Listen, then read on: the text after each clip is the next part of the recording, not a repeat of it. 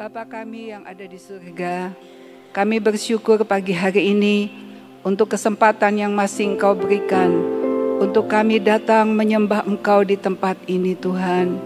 Biarlah Engkau terus menaungi akan hidup kami. Engkau terus menaungi akan Gedung Gracia dan semua yang ada di sekitar tempat ini menjadi kemuliaan bagi nama-Mu. Terima kasih Tuhan Yesus, buka hati kami. Biarlah kebenaran firman-Mu membangkitkan iman dan kebenaran firman-Mu memerdekakan kami, memberi kami hidup yang berkemenangan. Di dalam nama Tuhan Yesus kami berdoa dan bersyukur. Amin. Selamat pagi Bapak, Ibu, dan Saudara sekalian. Firman Tuhan pada pagi hari ini, kita akan merenungkan firman dengan tema jangan takut. Bapak, Ibu, dan Saudara sekalian, pada suatu hari saya sedang duduk di kamar saya sedang melipat-lipat baju, dan ketika saya sedang melakukan hal itu, tiba-tiba ada malaikat datang di kamar saya. Dia tinggi sekali sampai hampir menyentuh plafon. Dan malaikat itu berkata, jangan takut. Titik. Begitu yang saya terima. Lalu, dan itu terjadi hanya dalam waktu mungkin 2 detik saja. Dan malaikat itu sudah pergi. Dan saya mulai rada bengong gitu waktu itu. Oh, jangan takut. Ya. Lalu saya ingat di dalam firman, di dalam Yesaya 41, yang berkata jangan takut. Mari kita membacanya bersama-sama. Yesaya 41 ayat 8 sampai 10. Mari kita baca sama-sama. 2, 3. Tetapi engkau hai Israel, hambaku hai Yakub, bangsa pilihanku, keturunan Abraham yang kukasihi, sahabatku. Aku telah memanggil engkau dari ujung-ujung bumi dan berkata kepadamu, engkau hambaku, aku telah memilih engkau dan tidak membuang engkau. Janganlah takut, karena aku menyertai engkau. Janganlah bimbang, karena akulah Allahmu. Aku akan menguatkan engkau dan menolong engkau. Aku akan memegang engkau dengan tangan kananku yang penuh kemenangan. Amin. Firman ini kalau kita perhatikan, ditujukan kepada siapa? Ya, kalau kita kembali ke ayat 8 dikatakan, tetapi engkau hai Israel hambaku, hai Yakub bangsa pilihanku. Ya, jadi firman ini diucapkan untuk orang percaya.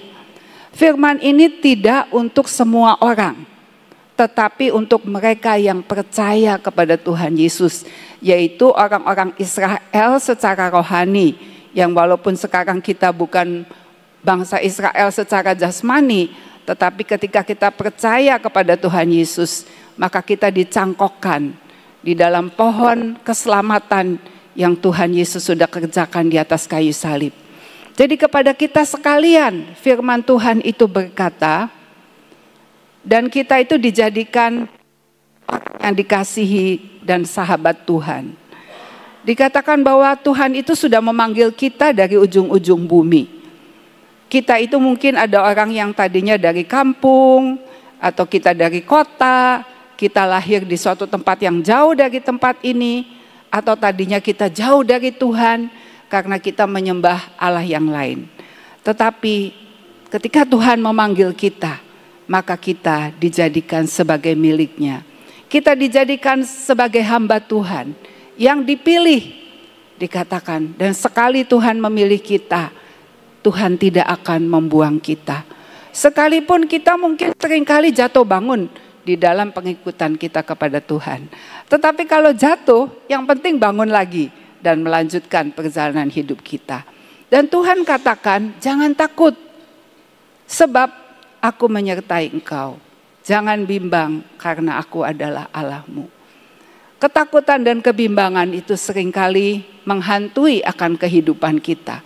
Karena mata kita melihat kenyataan-kenyataan di sekeliling kita, kenyataan yang kita hadapi, yang harus kita selesaikan, yang harus kita putuskan. Itu semua seringkali kita merasa aduh nggak sanggup. Tetapi justru ketika kita tidak sanggup, ketika kita merasa tidak berdaya, di situ Tuhan menjadi nyata. Firman Tuhan berkata, jangan takut, jangan bimbang. Aku akan menguatkan engkau dan menolong engkau. Aku akan memegang engkau dengan tangan kananku yang penuh kemenangan. Tuhan berkata bahwa Dia memegang kita dengan tangan kanannya. Tangan kanan itu menunjukkan tangan yang penuh dengan kekuatan. Tangan Tuhan yang kuat, tangan Tuhan yang perkasa, tangan Tuhan yang ajaib dan luar biasa itu memegang hidup kita. Dulu saya berpikir bahwa kalau Tuhan memegang tangan kita dengan tangan kanannya, berarti kita dipegang tangan kirinya. Tetapi suatu hari saya mengerti bahwa Tuhan bukan saja memegang akan tangan kiri kita, tapi Tuhan memegang kita seutuhnya. Seluruh kehidupan kita Dia yang pegang. Dan Tuhan katakan, jangan takut, karena aku yang memegang engkau. Aku menguatkan engkau, menolong engkau di dalam menghadapi apapun. Karena itu, biarlah hati kita terus membangkitkan iman kita. Kita terus pegang firman. Ya. Karena Tuhan tidak menghendaki kita hidup dalam ketakutan. Karena ketakutan itu menjadi pijakan bagi kuasa-kuasa kegelapan untuk memberi kekacauan dalam hidup kita. Sebab kalau kita takut, maka langkah-langkah kita bisa berbuat salah. Kita bisa keluar daripada jalan Tuhan kalau kita takut. Maka Tuhan katakan, jangan takut. Ya. Kenapa manusia bisa merasa takut? Dari manakah ketakutan itu datang? Dan kapankah ketakutan itu dimulai? Di dalam Kejadian 3 ayat 9 dan 10, firman Tuhan, ini kisah tentang Adam dan Hawa. Pada waktu itu Adam dan Hawa sudah jatuh ke dalam dosa. Dan pada suatu hari Tuhan datang kepada Adam dan Hawa dan berfirman demikian. Mari kita membacanya. 2, 3. Tuhan Allah memanggil Adam dan berfirman kepadanya, di manakah engkau? Adam menyahut, aku mendengar engkau datang dan aku takut. Aku tidak mau engkau melihat aku telanjang. Karena itu aku bersembunyi. Ya, di sini kita belajar bahwa ketakutan itu datang ketika kita berjarak dengan Tuhan. Kalau kita jatuh ke dalam dosa dan kita belum membereskan, belum mengaku, belum minta ampun, maka dosa itu membuat kita dengan Tuhan menjadi berjarak, terpisah. Dan ketika kita terpisah dengan Tuhan, disitulah ketakutan itu mulai datang dalam hidup kita. Jadi kalau suatu saat tiba-tiba kita tuh bisa takut, tiba-tiba kita khawatir, tiba-tiba kita cemas ya. Khawatir dan cemas itu kan saudara-saudaranya takut ya, teman dekatnya, best friend-nya takut, itu adalah bimbang, cemas dan lain-lain.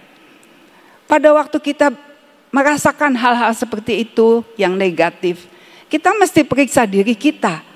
Apakah saya sama Tuhan tuh ada dosa yang mungkin belum kita akui, atau ada dosa yang tidak kita sadari, atau ada hal-hal yang membuat kita terpisah dengan Tuhan. Nah, jangan dibiarkan, sebab kalau kita takut, khawatir, cemas, dibiarkan, maka kita tidak bisa menikmati kasih Tuhan, kita tidak bisa menikmati kebaikan Tuhan dalam hidup kita, karena kita selalu gelisah. Ya. Di dalam Mazmur 32 ayat 3-5, Raja Daud juga bersaksi seperti itu. Yuk kita baca, 2-3. Selama aku berdiam diri, tulang-tulangku menjadi lesu, karena aku mengeluh sepanjang hari. Sebab siang malam tanganmu menekan aku dengan berat. Sumsumku menjadi kering seperti oleh teriknya musim panas. Dosaku kuberitahukan kepadamu, dan kesalahanku tidaklah kusembunyikan. Aku berkata, aku akan mengaku kepada Tuhan pelanggaran-pelanggaranku, dan Engkau mengampuni kesalahan karena dosaku. Ya, di sini Raja Daud juga berpengalaman seperti itu. Ketika dia jatuh ke dalam dosa dan dia diam saja, tidak membereskan, membiarkan dosa itu berlarut-larut tinggal di dalam dirinya, maka dia merasakan tulang-tulangku menjadi lesu. Aku mengeluh sepanjang hari. Artinya tidak ada sukacita, tidak ada kekuatan dalam menghadapi segala sesuatu. Sebab siang malam tanganmu menekan aku dengan berat, sumsumku menjadi kering seperti oleh teriknya musim panas. Karena itu Daud mengambil keputusan, dia mau mengaku segala dosanya kepada Tuhan, mengaku pelanggarannya, dan dikatakan Engkau mengampuni kesalahan karena dosaku. Firman Tuhan berjanji, jika kita mengaku segala dosa kita, maka Allah itu setia dan adil, sehingga Ia akan mengampuni segala dosa kita dan menyucikan kita dari segala kesalahan. Ketika kita sudah membereskan hidup kita di hadapan Tuhan, maka kita kembali bisa mempunyai keintiman dengan Tuhan.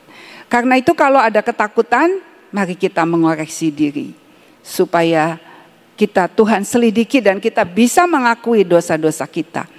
Karena dosa itu seringkali ada yang disadari, ada yang tidak disadari. Kalau disadari kita bisa langsung membereskan. Tapi kalau tidak disadari, harus minta tolong Roh Kudus memberitahukan kepada kita. Di dalam 2 Timotius 1 ayat 7, mari kita baca 2-3. Sebab roh yang Allah berikan kepada kita bukanlah roh yang membuat kita menjadi penakut. Sebaliknya, roh Allah itu membuat kita menjadi kuat, penuh dengan kasih dan dapat menahan diri. Ya. Jadi kalau kita tahu, kalau kita takut, kita harus tahu bahwa ketakutan itu bukan dari Tuhan, bukan dari Roh Kudus. Sekarang kita tanya, mau enggak hidup kita didiami atau ditempeli atau ditunggangi oleh roh yang bukan dari Tuhan? Mau enggak? Enggak mau kan? Karena itu kalau ada ketakutan, berarti itu bukan roh yang boleh tinggal dalam hati kita. Karena itu kalau tidak boleh, apa yang harus kita lakukan? Kalau di rumah kita kedatangan orang yang kita tidak mau ada orang itu di rumah kita, diusir. Ya, karena itu jangan lupa ya untuk mengusir kalau ada ketakutan, ada kecemasan, ada kebimbangan, ada kegalauan dalam diri kita. Selama ini kalau lagi takut, lagi cemas, lagi galau, lagi khawatir, didiamin aja atau diusir selama ini. Seringkali kita kalau khawatir malah aduh, jadi sepertinya khawatirnya itu dinikmati gitu. Nah, sekarang kita mulai belajar kalau ada hal-hal yang negatif dalam diri kita harus mengusir ya, karena kita sudah dilantik menjadi generasi Yoel. Generasi Yoel adalah generasi yang berperang, ya kan? Jadi kalau ada hal-hal yang negatif, sesuatu yang bukan dari Tuhan, mulai masuk atau mulai ketok-ketok, atau masuk atau mau tinggal dalam hidup kita, kita harus bertindak. Jangan dibiarkan. Ya. Sebab dikatakan sebaliknya, roh Allah itu membuat kita menjadi kuat, membuat kita jadi penuh kasih, dan dapat menahan diri. Itulah yang harusnya ada di dalam diri kita. Ya. Jadi mari kita mewaspadai apa yang ada di dalam hidup kita. Apakah itu akan membuat kita jadi kuat, membuat kita jadi dapat mengasihi sesama kita, mengasihi Tuhan, dan kita bisa punya ketertiban, ya. Menahan diri itu terjemahan lainnya ketertiban. Kita punya kedisiplinan, terutama kedisiplinan dalam pikiran kita. Kalau pikiran kita mulai menyimpang, apakah kita terus membiarkan pikiran negatif itu, pikiran yang menyimpang itu terus ada dalam hidup kita? Ataukah kita mulai, ayo kembali kepada fokus yang benar. Ya. Di dalam 1 Yohanes 4 ayat 18, firman Tuhan berkata, mari baca, 2, 3. Di dalam kasih tidak ada ketakutan. Kasih yang sempurna melenyapkan ketakutan. Sebab ketakutan mengandung hukuman, dan barang siapa takut, ia tidak sempurna di dalam kasih. Ya, firman Tuhan jelas sekali berkata, di dalam kasih tidak ada ketakutan. Kita sebenarnya sebagai orang-orang yang sudah diselamatkan, sebagai orang percaya, kita sudah dipenuhi Roh Kudus, kita sudah dilantik menjadi generasi Yoel, kita punya janji-janji yang luar biasa dalam hidup kita. Kita punya janji Tuhan tentang open doors, tentang financial freedom, tentang mujizat, itu menjadi bagian kita. Apakah kita percaya sehingga janji-janji Tuhan itu menjadi pedang roh yang akan menghalau ketakutan dalam diri kita? Kita dipanggil itu, kita diciptakan oleh Tuhan bukan untuk takut. Ya, ketika Tuhan mendesain manusia, Dia menciptakan otak kita, jantung kita, paru-paru kita, semua organ tubuh kita, mata, telinga, setiap sel dalam tubuh kita ketika diciptakan oleh Tuhan sudah didesain bukan untuk ketakutan. Dari ujung rambut sampai telapak kaki, kita tuh didesain untuk mengasihi Tuhan. Itu adalah rencana Tuhan buat hidup kita. Kita tidak didesain untuk takut dan khawatir. Karena itu kalau kita takut, maka sel dalam tubuh kita ini jadi lelah, jadi capek, dan kita seperti kehilangan kekuatan. Ya. Jadi kalau kita membiarkan ada ketakutan dalam diri kita, maka kasih Tuhan itu tidak sempurna. Artinya seharusnya hati kita itu mengasihi Tuhan dengan segenap hati, dengan segenap jiwa, dengan segenap kekuatan dikatakan. Tapi ketika kita membiarkan ketakutan itu masuk dalam diri kita dan kita membiarkan, malah kita aduh takut ya begini. Aduh bagaimana kalau begitu. Nah, ketika kita merenung, itu kan seperti merenungkan ketakutan, maka kasih kita kepada Tuhan tidak bisa penuh. Ya, makanya tadi firman Tuhan berkata, kasih yang sempurna melenyapkan ketakutan. Jadi kita harus ingat, kalau saya takut, khawatir, cemas dan sebagainya, berarti saya sedang tidak mengasihi Tuhan dengan segenap hati saya. Firman Tuhan berkata, sebab ketakutan itu mengandung hukuman. Jadi kita itu merasa menderita, ya. Kita merasa tidak nyaman, kita merasa aduh hidup kok seperti ini gitu. Jadi mari kita mengatasi ketakutan yang ada dalam diri kita. Barang siapa takut, ia tidak sempurna di dalam kasih. Kalau kita hidup dalam ketakutan, kita juga tidak bisa mengasihi sesama kita. Kalau kita takut, kita tidak bisa mengasihi diri kita sendiri. Kita mungkin bisa kesel sama diri sendiri. Kita juga jadi gampang marah sama orang lain. Dan kita suka menyalahkan orang lain. Karena kita tidak sempurna di dalam kasih. Dan bukan seperti itu maksud Tuhan menciptakan kita.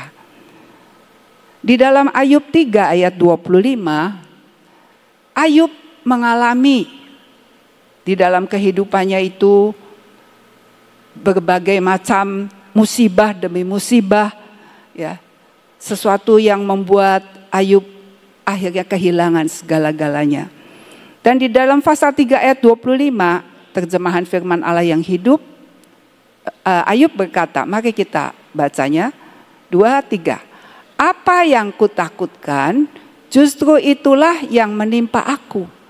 Apa yang kucemaskan, justru itulah yang kualami. Ya, jadi di sini kita lihat bahwa ketakutan, kecemasan itu menjadi pintu masuk untuk hal-hal yang negatif itu, rencana-rencana si jahat yang mau mengacaukan kehidupan kita, itu jadi punya kesempatan. Kalau kita membiarkan takut, membiarkan cemas, di situ justru masuklah hal-hal yang merugikan diri kita. Seperti yang dialami oleh Ayub. Karena pada waktu itu Ayub belum mengenal Tuhan secara pribadi. Waktu itu Ayub mengenal Tuhan kata orang. Katanya Tuhan itu besar, Tuhan itu maha kuasa dan sebagainya. Jadi Ayub waktu itu belum mengerti bahwa dia tidak boleh merenungkan apa yang dia takutkan gitu. Ayub takut. Nanti kalau anak-anaknya yang suka pesta itu dihukum Tuhan. Jadi dia mempersembahkan gitu ya. Jadi mari kita atasi ketakutan-ketakutan kita. Nah sekarang bagaimana caranya mengatasi rasa takut itu? Kita belajar dari Raja Daud. Di dalam Mazmur 56 ayat 3 dan 4. Firman Tuhan berkata, kalau saya baca ayat sama-sama baca ya. 2, 3. Waktu aku takut kepada Allah yang firman-Nya kupuji. Kepada Allah aku percaya, aku tidak takut. Apakah yang dapat dilakukan manusia terhadap aku? Ya, dari sini kita belajar apa? Pada waktu aku takut, apa yang dilakukan oleh Raja Daud? Ya, waktu aku takut, aku menguatkan percayaku. Ya, jadi kalau kita ketakutan datang dalam hidup kita, jangan di welcome, jangan dibilang, oh ya selamat datang gitu ya. Lalu kita menikmati, aduh saya takut, saya khawatir. Tidak, tetapi kita harus mengusir ketakutan itu dengan firman. Karena firman itu menimbulkan iman, percaya. Percaya itu adalah, kalau iman itu kata benda, kalau percaya itu tindakan kita. Kita mengambil keputusan untuk percaya kepada firman. Sebab firman itu adalah pedang roh. Ya kan? Jadi pedang roh itu, firman pedang roh itulah yang bisa mengalahkan ketakutan-ketakutan dalam diri kita. Karena itu setiap kita kalau saat teduh, kalau baca Alkitab, ada ayat-ayat yang berkesan kepada kita, ayo kita ambil ayat itu. Ya, kita hafalkan. Kalau takutnya datang, set ya, mulai ambil pedangnya ya, pedang roh. Nah, pedang kita itu lain-lain ya. Misalnya pedangnya si A sama pedangnya si B, pedang rohnya. Si C, si D itu beda-beda. Masing-masing orang punya pedangnya sendiri-sendiri.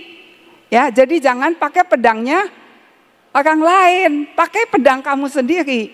Waktu saat teduh baca Alkitab apa? Tuhan bicara apa? Pegang ayat itu. Begitu ketakutan itu mulai datang menyusup dalam hidup kita, langsung kita ambil pedang itu dan kita perkatakan, ya. Dengan cara itulah kita akan mengalahkan ketakutan itu. Tadi Raja Daud juga bilang, aku tidak takut. Jadi ketika dia sudah mulai, saya mau percaya kepada firman, ketakutan itu lenyap. Ya, dia tidak takut lagi. Apa yang dapat dilakukan manusia terhadap aku? Maka dia bisa mengalami kemenangan.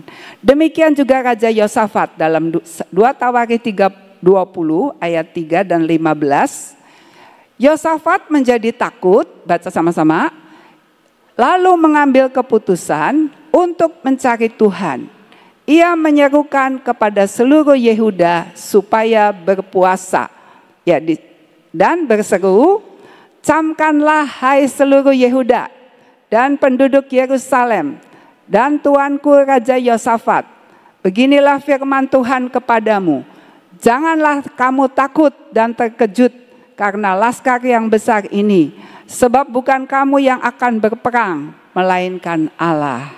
Ya. Di sini Raja Yosafat juga kedatangan musuh yang sangat banyak.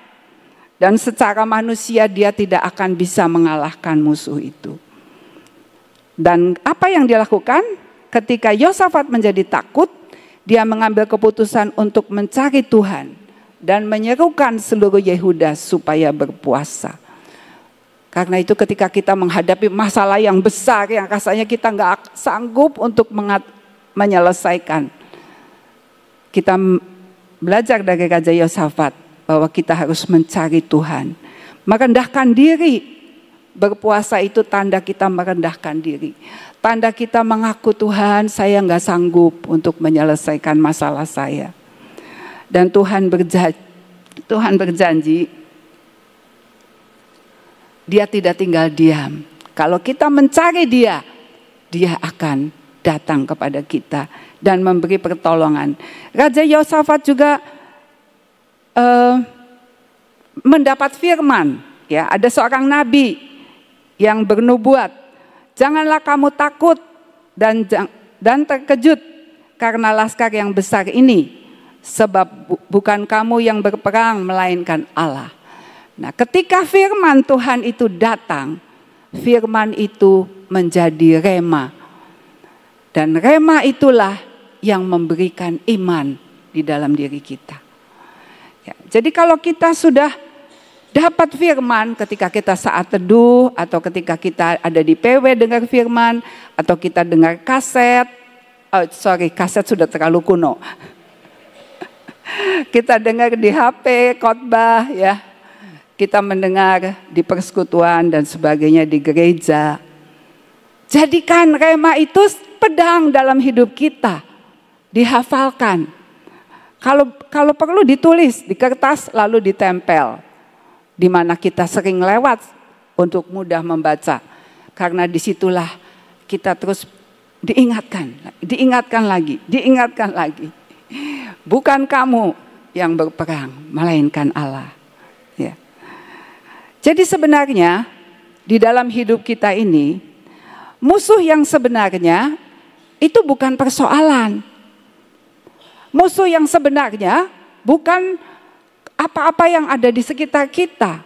Tapi musuh yang sesungguhnya adalah ketakutan itu. Karena itu kita harus melawan dulu ketakutan itu.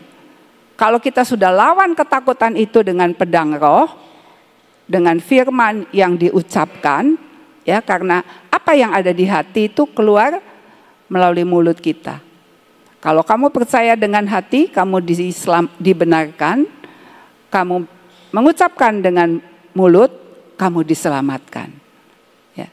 Maka itulah yang akan memberikan kemenangan di dalam kehidupan kita. Dengan cara itulah kita mengalahkan musuh-musuh kita, yaitu ketakutan, kegalauan apa.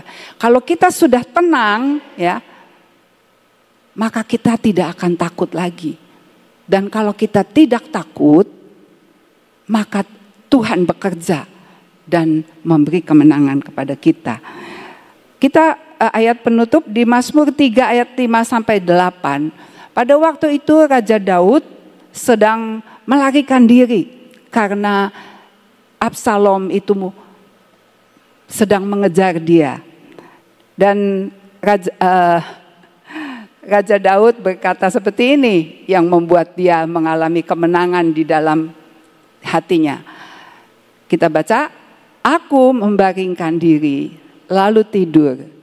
Aku bangun sebab Tuhan menopang aku. Aku tidak takut kepada puluhan ribu orang yang siap mengepung aku. Bangkitlah Tuhan, tolonglah aku, ya Allahku. Ya, Engkau telah memukul rahang semua musuhku dan mematahkan gigi orang-orang fasik. Dari Tuhan datang pertolongan, berkat-Mu atas umat-Mu. Di situ Raja Daud ketika dia takut, dia katakan dia membaringkan diri, lalu tidur. Ya, jadi kalau kita ada pergumulan, jangan menikmati ketakutan itu, tapi kita ucapkan firman dan jadilah tenang. Ya, membaringkan diri itu sebagai suatu tanda kita menyerah kepada Tuhan. Dan ketika kita menyerah, kita tenang, kita bisa fokus sama Tuhan, kita bisa berdoa. Ya, jadilah tenang supaya kamu bisa berdoa. Ya, ya. Lalu ayat selanjutnya dikatakan, aku bangun. Waktu dia bangun, aku bangun sebab Tuhan menopang aku. Nah, jadi dia udah nggak takut lagi karena dia yakin bahwa Tuhan itu menopang hidupnya. Dan ayat 8, aku tidak takut. Aku tidak takut kepada puluhan ribu orang yang siap mengepung aku. Ya, ketika dia bangun, dia terus punya iman, imannya bisa full, bisa bulat kembali. Dia tidak lagi takut kepada puluhan ribu orang yang siap mengepung aku, katanya. Ayat 8. Nah, kalau sudah tidak takut, bisa berdoa, ya, bisa berdoa, bisa berdeklarasi. Bangkitlah Tuhan, tolonglah aku ya Allahku. Ya, Engkau telah memukul rahang semua musuhku. Padahal belum perang kan, masih lagi bangun tidur. Tapi dia sudah bisa berkata, berdeklarasi, Engkau telah memukul rahang semua musuhku dan mematahkan gigi orang-orang fasik. Dia bisa punya iman berdeklarasi. Ayat 9. Dari Tuhan datang pertolongan, berkat-Mu atas umat-Mu. Amin. Rasanya setiap orang itu nggak ada yang tidak takut. Dari anak kecil sampai nenek-nenek, itu rasa takut itu selalu ada, saudara. Tapi hari ini Tuhan memberikan suatu senjata bagaimana kita dapat mengalahkan ketakutan. Biar kita praktekkan, jangan sekedar kita mendengar dan kita tidak praktekkan. Belajar kita mempraktekkan apa yang Tuhan hari ini beritahukan kepada kita, supaya kita menjadi pemenang dalam kehidupan saudara dan saya. Amin. Yuk kita berdoa. Terima kasih ya Tuhan untuk firman-Mu. Terima kasih Tuhan untuk puji-pujian dan penyembahan kami yang mengingatkan Tuhan bahwa di hadapan kami adalah ada putaran kedua Tuhan. Putaran terakhir yang kedua. Engkau memberikan Tuhan akan putaran terakhir yang kedua ini. Kami mengucap syukur untuk puji-pujian tadi yang mengatakan bahwa inilah waktunya Tuhan untuk kami menjadi penuai-penuai di akhir zaman. Buat kami mengalami yang dinamakan Yobel besar Tuhan. Untuk mengalami perkara-perkara yang ajaib dalam kehidupan kami. Untuk menutup akan segala sesuatu di akhir daripada semuanya, dan kami boleh ketemu dengan Engkau. Terima kasih Tuhan. Kalau kami melihat akan segala apa yang Engkau kerjakan di tempat ini, kami tahu benar-benar tempat ini adalah merupakan kota penutup. Kami minta anugerah-Mu, banyak hal Engkau bukakan di kota ini Tuhan. Untuk kami beritahukan sampai ke ujung bumi bahwa sangkakala ketujuh sudah ditiup. Tuhan, kami percaya putaran yang kedua ini berikan kepada kami kemampuan untuk mencapai garis akhir. Terima kasih untuk kasih setia-Mu. Bapak, saat ini kami datang di hadapan-Mu Tuhan. Kami tetap Tuhan berdoa buat hari Selasa nanti Tuhan. Tanggal 10 Tuhan, kami minta anugerah-Mu. Selasa depan tinggal 1 minggu Tuhan. Engkau akan melakukan perkara-perkara yang ajaib. Engkau sudah menyediakan segala-galanya. Dan biarlah Engkau sendiri yang akan terus Tuhan memberikan kemampuan kepada kami untuk menerima akan dua senjata yang Engkau siapkan untuk menghadapi tahun depan. Terima kasih untuk semuanya. Dan saat ini Tuhan, kami siap untuk sebentar sore Tuhan Yesus, kami akan masuk di dalam ibadah raya. Kami berdoa untuk 3 hamba-hambamu yang akan menyampaikan firman-Mu. Biarlah kami dapat menerima rema-rema ini Tuhan, dan kami dapat melakukannya. Biarlah perlengkapan demi perlengkapan Engkau berikan buat kami. Kami berdoa, siapkan hati kami dimanapun juga kami berada. Tuhan tolong kami datang, kami streaming, kami mendengar, kami meraih akan segala sesuatu yang Engkau siapkan. Terima kasih untuk semuanya. Seluruh ibadah pada sore hari ini nanti Tuhan kami persembahkan kepadamu. Para imam-imam-Mu yang menyediakan diri untuk melayani, Engkau yang menguduskannya, Engkau yang menyucikannya, Engkaulah yang mempersiapkan mereka untuk siap melayani Engkau Raja di atas segala raja. Bapa, kami berdoa untuk semua peralatan yang Engkau anugerahkan untuk gedung ini ya Tuhan. Kami mohon Tuhan, Engkau yang akan mengirimkan malaikat-Mu untuk menjagai semua peralatan, sehingga tidak ada yang rusak Tuhan. Dan semua dapat dipergunakan seperti yang Engkau mau. Kami berdoa ada malaikat yang menjagai aliran listrik, sehingga tidak akan terjadi konsleting maupun aliran listrik yang padam. Tuhan, kami sungguh minta anugerah-Mu. Hanya Engkau yang melakukan segala sesuatu, mengirimkan malaikat-malaikat-Mu untuk menolong dan membantu kami.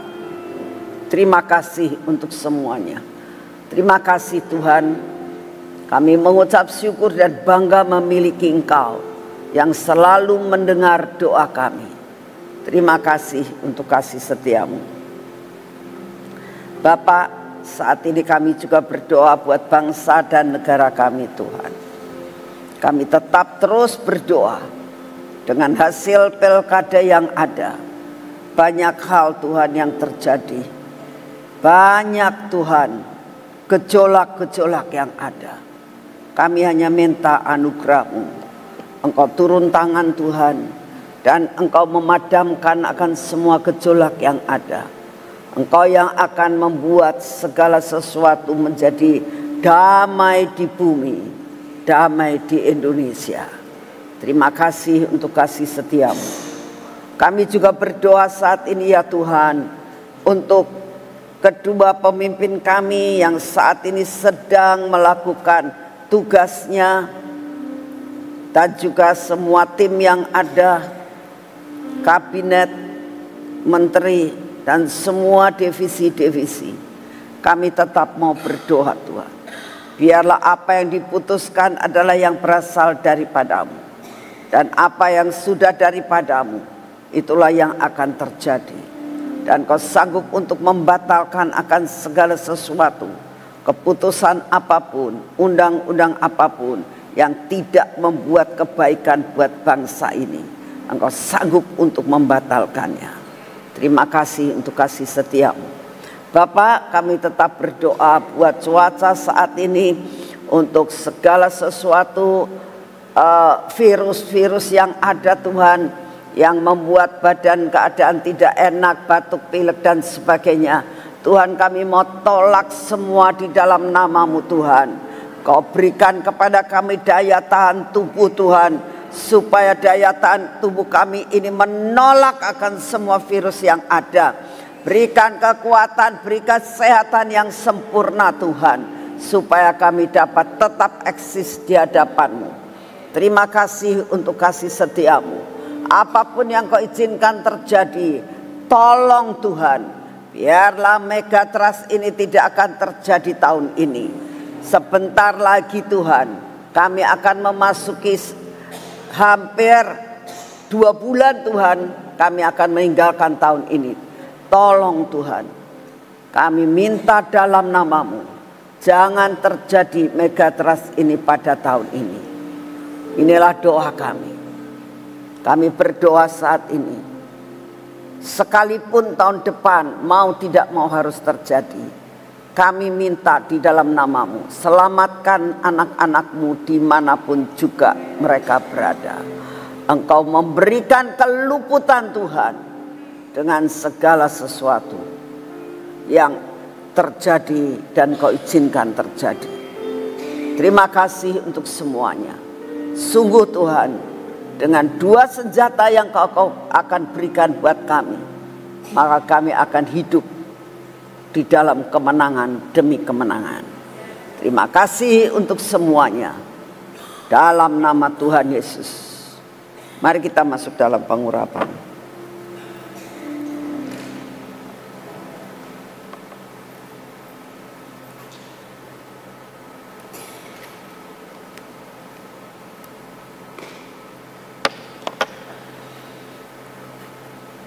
Bapak, ini minyak ajaib.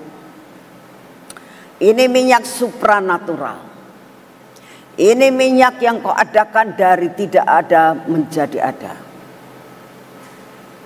Dan kami memiliki ini. Kami oleskan pada hidup kami, ke dahi kami ini Tuhan. Ada pengurapan yang luar biasa dari ujung rambut sampai ke telapak kaki kami.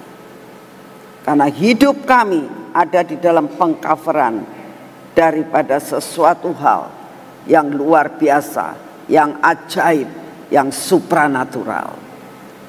Biarlah mata kami terus kau kuasai Tuhan. Telinga kami juga. Bibir mulut kami. Dan hati kami. Biarlah hidup kami sepanjang hari ini ada perkara-perkara yang ajaib Tuhan. Karena kami diurapi dengan minyak yang ajaib. Semua yang tidak baik engkau babat habis dalam hidup kami. Supaya benar-benar kami merasakan hidup kami hanya karena engkau yang bekerja di dalam kami. Berkati tangan kami hari ini Tuhan. Kami mau bekerja dengan urapan keajaiban. Dengan urapan supranatural. Segala sesuatu yang tidak mungkin akan menjadi mungkin buat kami. Berkati kaki kami Tuhan. Biarlah kaki kami berjalan pada jalan yang sudah kau tentukan hari ini. Sehingga semua pekerjaan kami dapat terselesaikan dan kami dapat datang tidak terlambat. Berikan kepada kami kegairahan Tuhan. Untuk terus melakukan apa yang engkau mau. Terima kasih Bapak. Segala pujian, hormat, syukur kami naikkan di hadapan-Mu. Terima kasih untuk hari ini. Terima kasih Tuhan, terima kasih. Berjalanlah engkau bersama kami. Sampai kami masuk di dalam istirahat kami. Dalam nama Tuhan Yesus. Amin. Selamat pagi, Tuhan memberkati saudara semuanya.